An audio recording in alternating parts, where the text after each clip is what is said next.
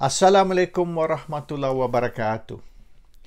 Baru-baru ini Tengku Razali Hamzah telah berkata UMNO perlu kembali kepada perjuangan asalnya, iaitu apabila UMNO ditubuhkan pada tahun 1946. Presiden UMNO Ahmad Zahid Hamidi pula berkata pengundi di Melaka perlu undi untuk biru tulen, bukan biru tiruan ataupun biru ciplak. Bermaknanya pengundi Melaka perlu undi untuk Barisan Nasional dan bukan untuk Perikatan Nasional. Puak Islamic State, ISIS, Taliban, mereka berkata negara-negara Islam perlu kembali kepada zaman gemilang Islam, the golden age of Islam. Dan itu matlamat mereka berperang menentang pasukan-pasukan dari barat ataupun yang dianggap pasukan kafir. Cuba kita bayangkan, sekira United Kingdom ataupun Great Britain berkata Britain perlu kembali kepada zaman gemilang the British Empire, di mana the sun never sets on the British Empire. Itu khayalan sahaja.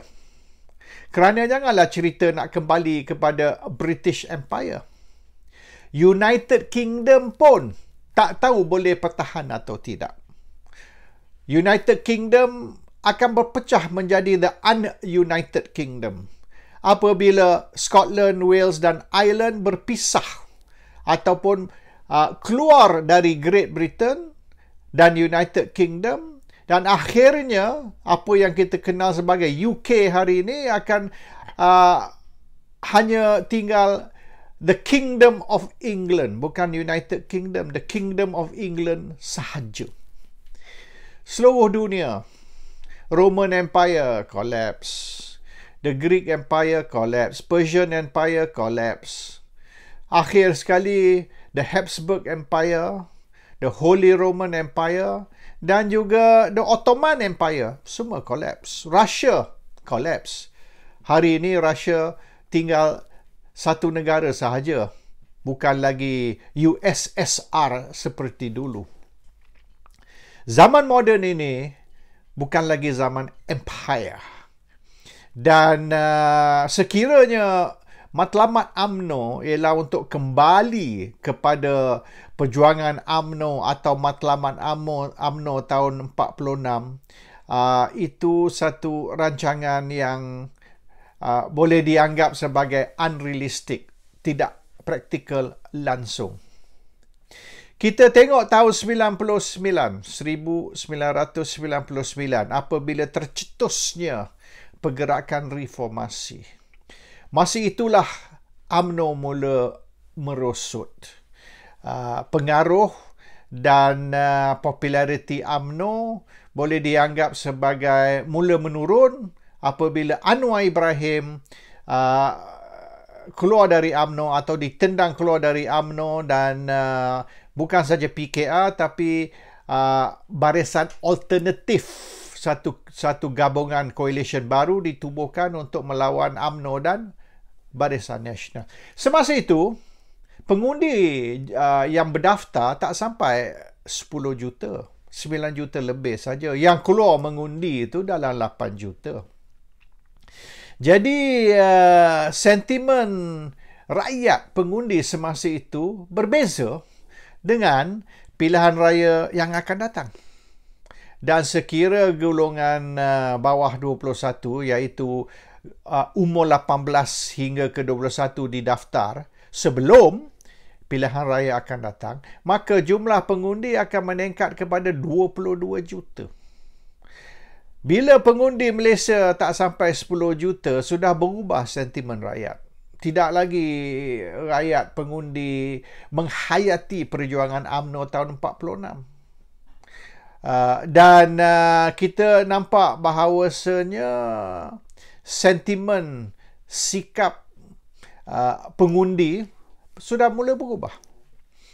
Dan kalau pilihan raya akan datang, 22 juta pengundi yang berdaftar dan katalah yang keluar mengundi dalam 18-19 juta, ini peningkatan yang sangat tinggi. Dan pengundi baru yang akan mengundi banding dengan misalnya tahun 99, mereka tidak lagi menghayati sentimen lama. Ramai dari mereka lahir selepas 13 Mei. Ramai lagi yang lahir selepas tahun 2000. Dan Mahathir letak jawatan dari menjadi Perdana Menteri pada tahun 2003. Jadi mereka tidak faham apa dia perjuangan UMNO yang asal. Dan sekira kita menjemput mereka, mendesak mereka kembali kepada perjuangan UMNO yang asal,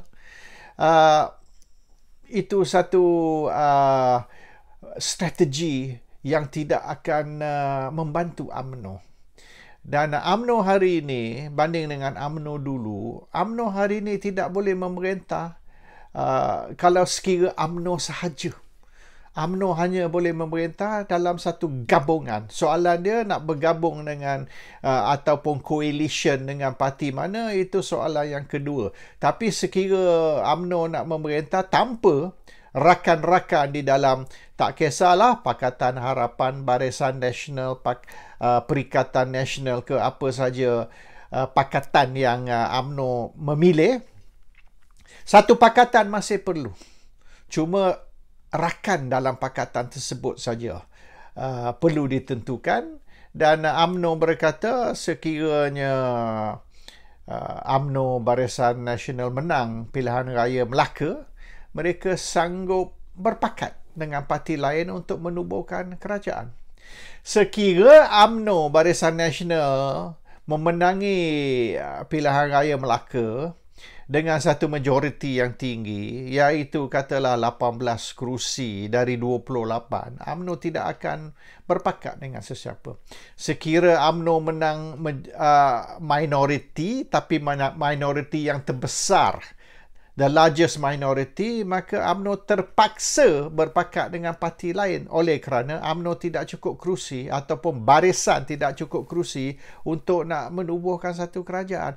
Jadi ini bukan satu, boleh katakan, goodwill gesture, tetapi satu keadaan yang memaksakan UMNO terpaksa bekerjasama, bergabung dengan parti lawan, iaitu parti dari Perikatan Nasional ataupun parti dari Pakatan Harapan. Satu dari dua persaing UMNO ataupun musuh UMNO di dalam pilihan raya Melaka. UMNO perlu buat deal. No choice. Kalau tidak ada parti yang cukup majoriti untuk bentuk kerajaan. Dan nampaknya dari tiga gabungan, tiga parti, iaitu Pakatan Harapan, Barisan Nasional dan Perikatan Nasional, tidak ada satu yang akan memenangi sekurang-kurang 15 kerusi. Iaitu 15 kerusi yang diperlu untuk bentuk kerajaan. Nampak keadaan sekarang, tiga-tiga akan mendapat minoriti. Cuma soalan dia, minoriti besar, minoriti kecil. Siapa yang akan memegangi largest minority?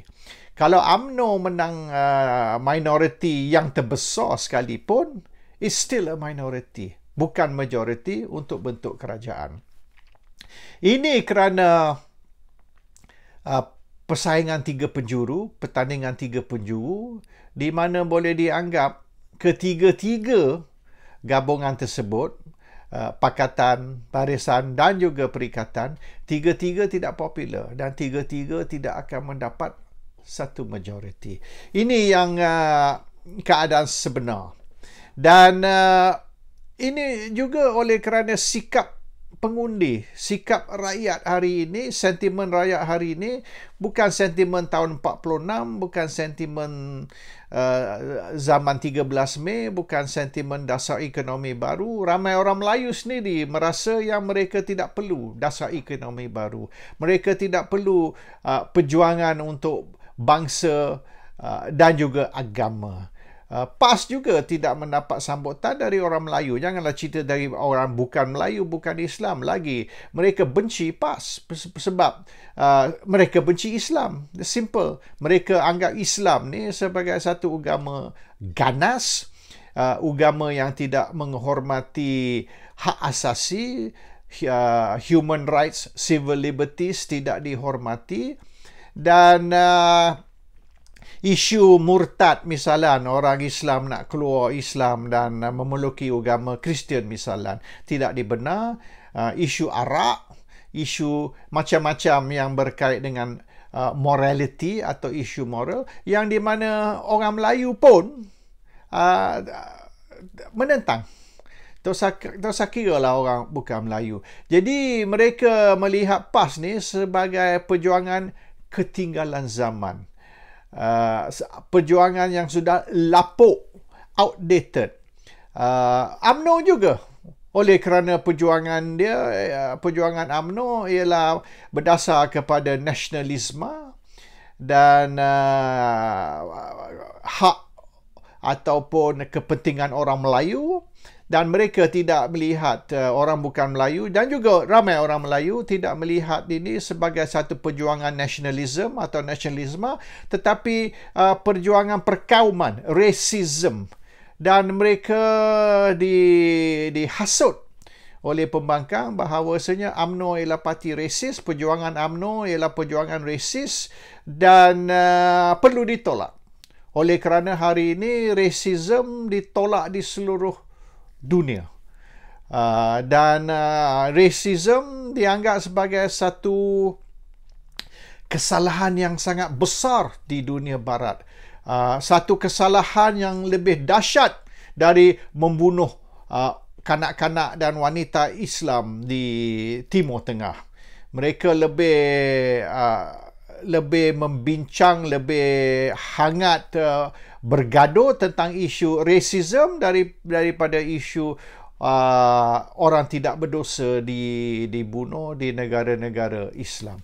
Inilah sikap dan mentaliti Barat yang juga orang Malaysia ni pun juga menghayati perjuangan Barat, dan PAS dan UMNO dilihat sebagai musuh kepada human rights, musuh kepada civil liberties, dan parti yang memperjuangkan perkauman, racism dan juga religious bigotry, ataupun ramai yang memanggil perjuangan Taliban. Dan PAS juga dilihat sebagai parti yang menegakkan perjuangan Taliban. Jadi janganlah kita cerita tentang perjuangan tahun 46 atau perjuangan tahun 51 apabila PAS ditubuhkan, atau perjuangan Merdeka di mana Barisan Nasional ditubuhkan selepas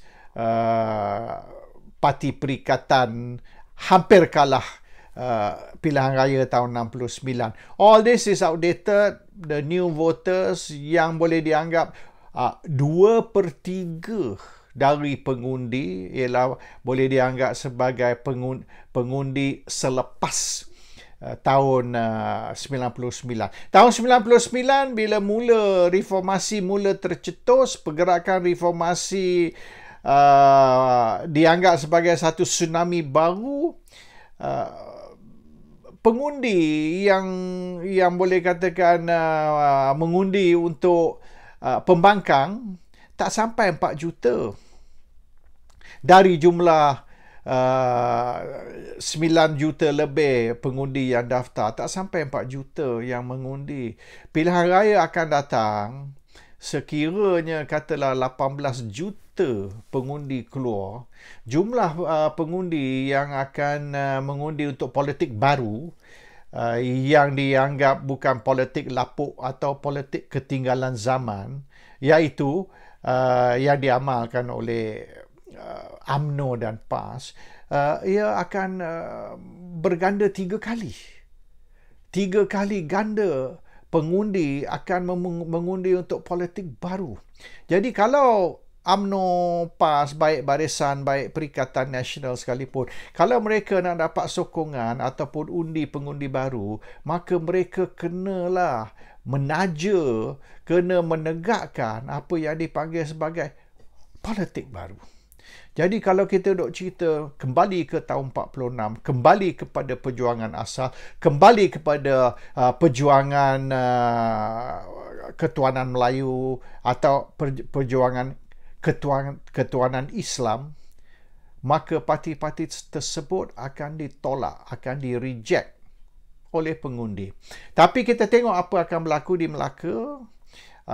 Di dalam pertandingan 3 penjuru, ini kali pertama lah dalam sejarah di mana 3 gabungan yang boleh dianggap sebagai sama kuat ataupun sama lemah. Ini bergantung kepada cara mana kita melihat. Sama kuat dan sama lemah lebih kurang the same thing. Kita kata half a glass of water is half full or half empty, both the same. Jadi kalau formula Melaka ni diguna untuk pilihan raya akan datang, pilihan raya umum yang ke-15, maka Malaysia akan menjadi kecoh, tidak ada gabungan yang mendapat majoriti, dan masalah politik yang menyebabkan Melaka menghadapi pilihan raya sekali lagi, ini akan berterusan. We shall see the political turmoil which 3 tahun kebelakangan ni, dengan jatuhnya Pakatan Harapan, naik satu pakatan baru, Perikatan Nasional, jatuh sekali lagi, naik satu gabungan baru yang kita tak tahulah panggil apa. Mereka kata ini bukan kerajaan perikatan, tetapi satu gabungan, satu kerajaan barisan yang diketuai oleh UMNO. So even the gabungan pun sudah jadi confused. Di federal, parti ini di dalam kerajaan, di negeri parti ini adalah parti pembangkang. Sabah Sarawak pun biasa menghadapi yang sama. Di negeri mereka menjadi pembangkang, di federal mereka menjadi sebahagian dari kerajaan. So even the borders, the boundary line is not clear. Who is friend and who is enemy, sudah tak tahu dah. Dan ini akan berterusan. Parti-parti di Malaysia ni tidak akan sanggup berpakat dengan ikhlas. Mereka akan berpakat hanya bila mementingkan parti mereka, iaitu mereka nak berkuasa. Tapi sekira mereka rasa mereka boleh berkuasa tanpa rakan, mereka akan lawan. Ini beza banyak dari masa parti Perikatan tahun masa merdeka tahun 55, pilihan raya yang pertama, dan juga Barisan Nasional selepas ditubuhkan untuk pilihan raya tahun 74, di mana banyaklah boleh dianggap sebagai keikhlasan parti-parti itu menubuhkan gabungan. Masa depan ni dia akan menjadi macam di Afghanistan.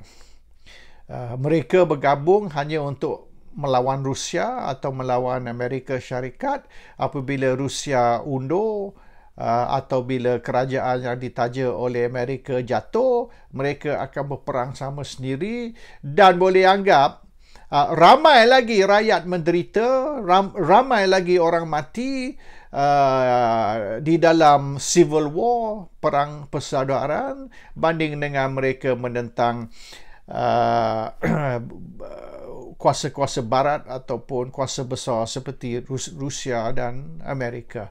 They create more damage fighting among themselves than fighting the external enemy. Dan memahami sikap orang Melayu,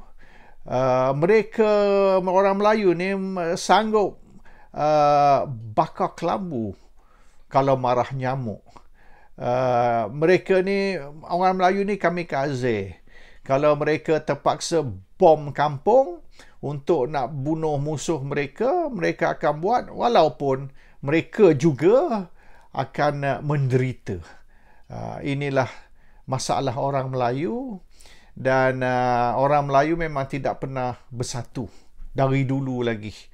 Dari beribu tahun dulu, orang Melayu memang berperang sama-sama orang Melayu dah 1000 tahun, dan mereka akan terus berperang sama sendiri 1000 tahun lagi akan datang.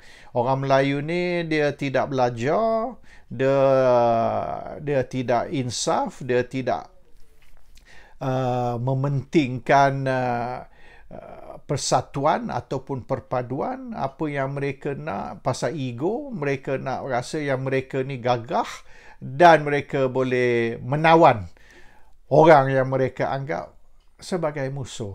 Dan oleh kerana ni orang bukan Melayu memang senang nak manipulate, nak main orang Melayu, oleh kerana nak hasut atau cucuk orang Melayu ni bergaduh sama sendiri, perkara yang sangat-sangat mudah. Assalamualaikum warahmatullahi wabarakatuh.